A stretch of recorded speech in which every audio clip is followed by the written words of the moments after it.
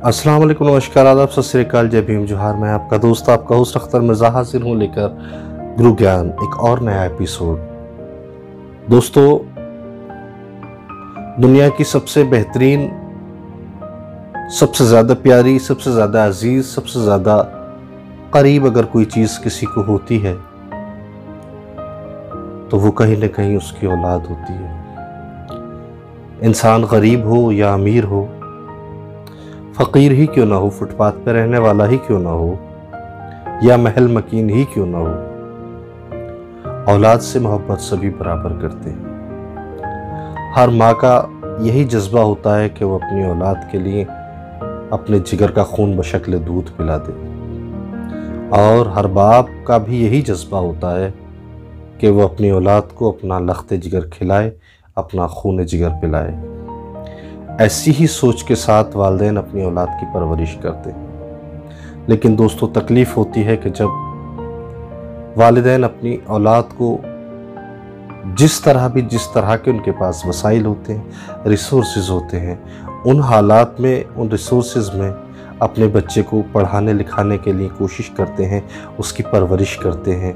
लेकिन बदकिस्मती ऐसी एक चीज़ है कि उनका बच्चा या किसी का भी बच्चा अगर उनकी उम्मीदों के बरक्स गलत राह पे निकल पड़े, गलत राह पे चल पड़े, तो वालिदैन पे क्या गुजरती है।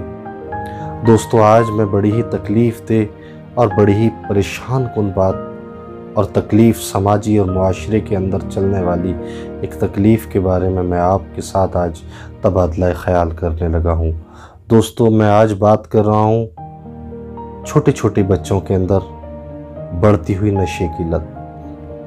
दोस्तों, हमारे मुआशरे के अंदर बहुत तेज़ी के साथ तरह तरह के नशे जन्म ले रहे हैं, जिसकी वजह से हमारे मुआशरे में बहुत कम उम्र बच्चे नशेई होते जा रहे हैं, नशों के आदी होते जा रहे हैं। लेकिन हमारा मुआशरा है कि कहीं ना कहीं उनकी तरफ उनकी रग़बत कम है। दोस्तों, इस सब के लिए हम सब जिम्मेदार हैं और हम सबको इसके लिए स्टेप आउट करना चाहिए, कदम उठाना चाहिए। दोस्तों, कभी सोचा है कि इस के पीछे क्या वजूहात हैं जो छोटी सी उम्र में ही या जवान होकर भी किसी का लाडला, किसी का लाल, किसी की आंखों की ठंडक, किसी के कलेजे की ठंडक, किसी का वो लाल, किसी का वो नूरे नज़र, जिसके सेहरे की ख्वाहिश उसके वालिदैन सजाए बैठे हों और वो नशों की लत में पड़ जाए। कभी सोचा है इसकी क्या वजूहात हैं, इसकी क्या कोशिश है? मैं बताने की कोशिश करता हूँ दोस्तों, मैंने खुद अपनी जितनी जो मुझसे तलाश हो सका। दोस्तों, सबसे पहली वजह होती है इसकी पॉवर्टी, गरीबी। गरीबी एक ऐसा कड़वा जहर है जो कि इंसान की ज़िंदगी में घुलता चला जाता है और घुलने के बाद इतनी बेमज़गी कर देता है कि इंसान को तमाम वो काम करने पे मजबूर कर देता है जिसे इंसान नॉर्मल हालात में कभी भी करना नहीं चाहता। उन सब हालात में एक मुसीबत, एक परेशानी नशे की लत भी है।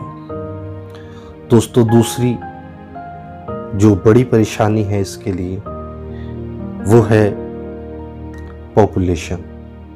हम एक ऐसे मुल्क में रहते हैं, एक ऐसे मुल्क के निवासी हैं, ऐसे मुल्क के बाशिंदे हैं जो आबादी के लिहाज से दुनिया का दूसरा सबसे बड़ा मुल्क है। हमारे मुल्क के अंदर बहुत ज़्यादा आबादी है, इस वजह से भी कहीं न कहीं बच्चे इसका शिकार होते हैं। दोस्तों, तीसरा और अहम जो वजह है, जो कॉज है, वो है इग्नोरेंस।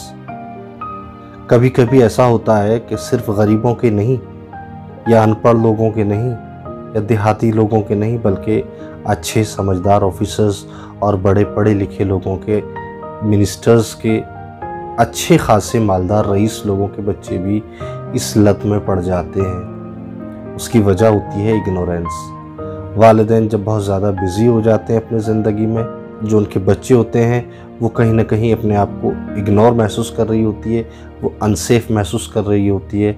ऐसी सूरत हाल में वो नशे की लत की आदी हो जाती है।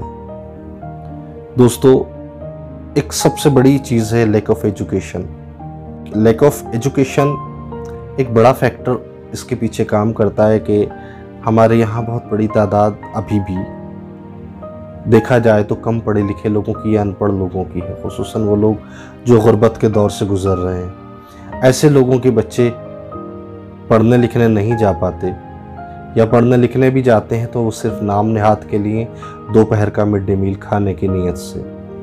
तो वो बच्चे कहीं ना कहीं ऐसी चीज़ों का शिकार हो जाते हैं। दोस्तों, आखिरी जो मुझे लगता है वो है सोसाइटी। बच्चे का उठना बैठना, उसका समाज, बच्चा कहाँ किसके पास उठता बैठता है, ये बहुत मायने रखता है। अगर बच्चे की सोहबत गलत लोगों के साथ है तो बच्चा तब भी ऐसी सूरत हाल में भी नशे का शिकार हो जाता है। दोस्तों, मैं नशों के नाम नहीं लेना चाहूँगा हरगिज़ भी, क्योंकि कहीं ना कहीं इससे हो सकता है किसी को नशा करने में मदद मिले, इसलिए मैं किसी भी नशे का नाम नहीं लूँगा। दोस्तों, इसका सॉल्यूशन क्या है? मेरे नज़दीक एक ही सॉल्यूशन है।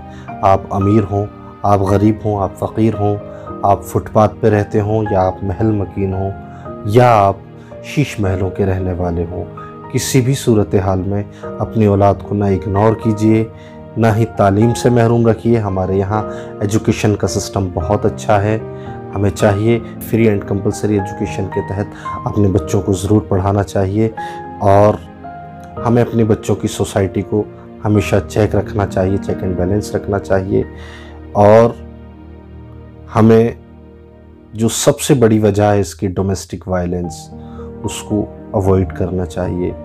और अगर किसी सूरत हाल में गुजारा है ही नहीं डोमेस्टिक वायलेंस के बग़ैर, तो वो एटलीस्ट बच्चों के सामने नहीं करना चाहिए, जिससे बच्चे मुतासिर होते हैं, जिससे बच्चे गलत तरीक़े से असर लेके बच्चे गलत सोहबत का या नशे का शिकार हो जाते हैं। दोस्तों, आप सभी से यही गुजारिश है कि किसी भी सूरत हाल में अपने बच्चों को इग्नोर मत कीजिए, ना होने दीजिए।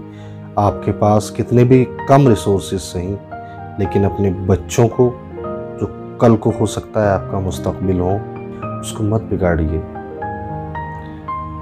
दोस्तों,